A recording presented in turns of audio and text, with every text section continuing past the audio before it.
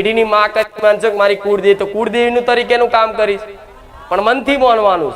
મને ઘેર કે બેહાડી અને તમારી કુળદેવીના હક અધિકાર મને આપવાના નથી. મનથી માનો. મનથી માનવામાં તો દેવી શક્તિ એક જ છે ને બધી. પણ આ તો બધાને એકબીજાના દીવા એકબીજાને ઘેર ના કરે ને એના માટે ભગવાને બધાને અલગ અલગ આલી પ્રાઇવેટ. પ્રાઇવેટ મતલબ પોતાનું.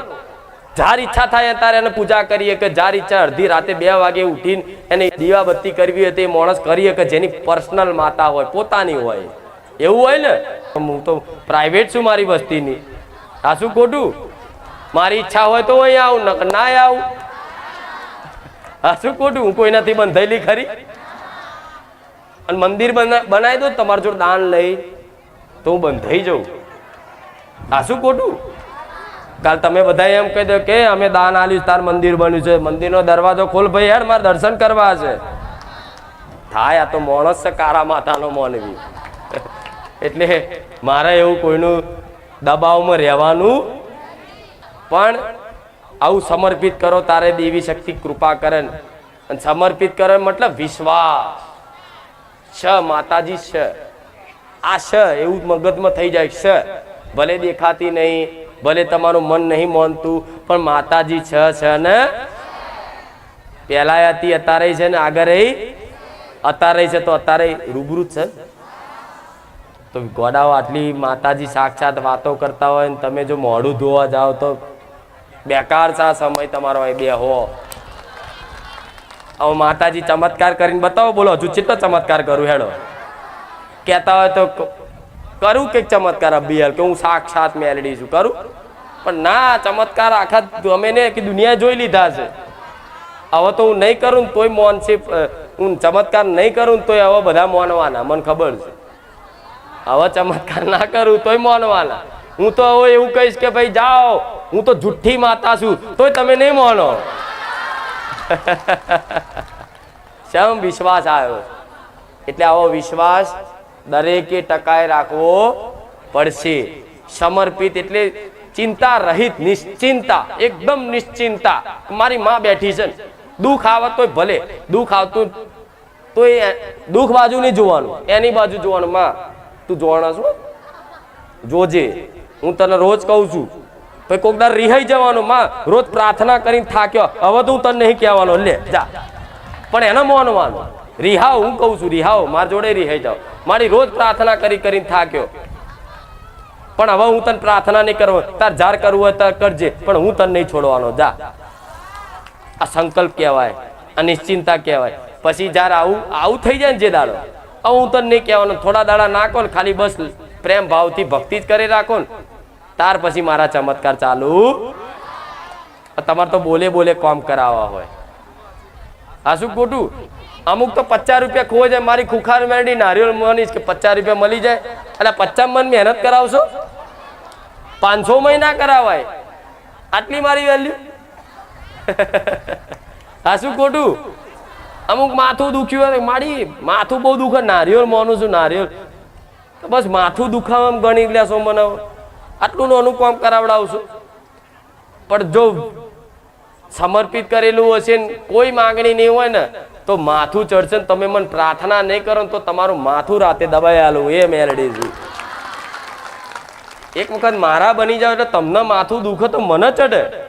તમને પેટમાં દુખે મને મેલડીને પેટમાં દુખે. તમને ભૂખ લાગે તો મને લાગે.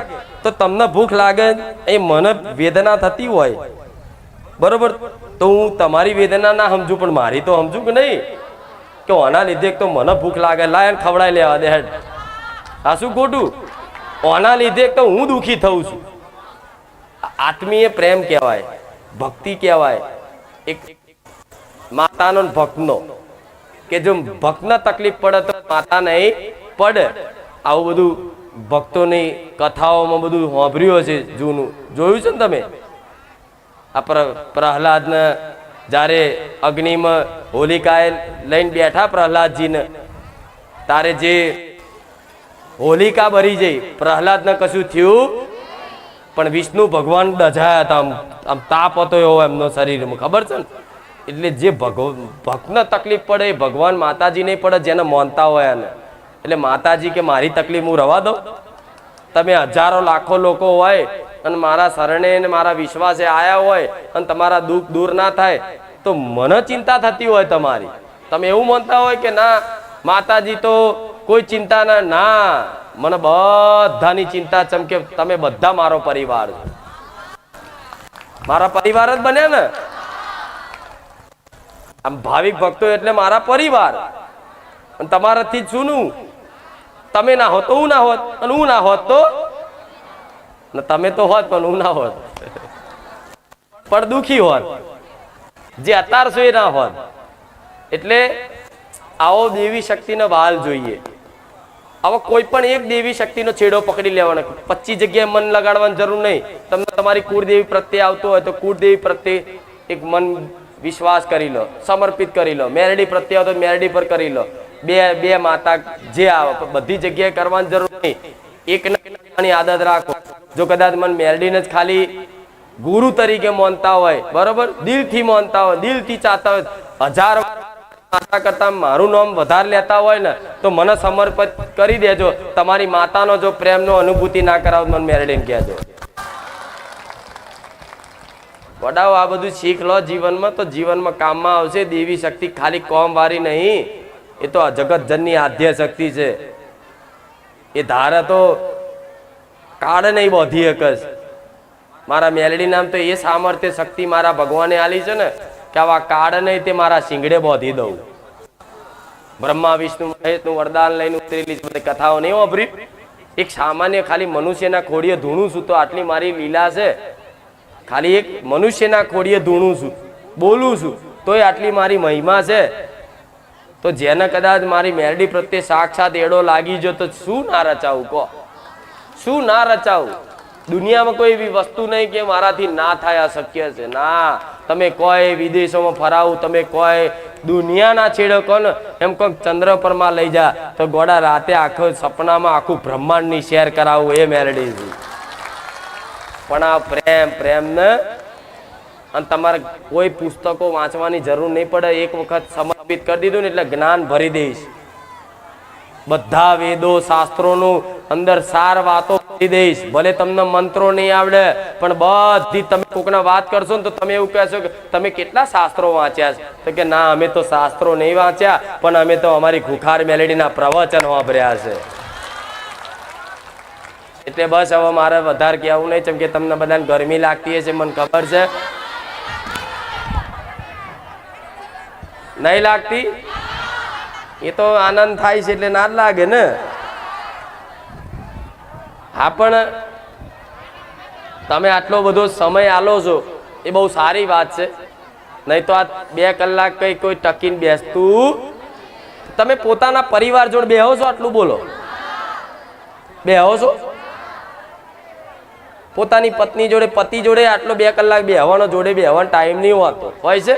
મા બાપ જોડે બેહવાનો ટાઈમ નહીં હોતો. એ અનુકરણ તમે તમારું કરો.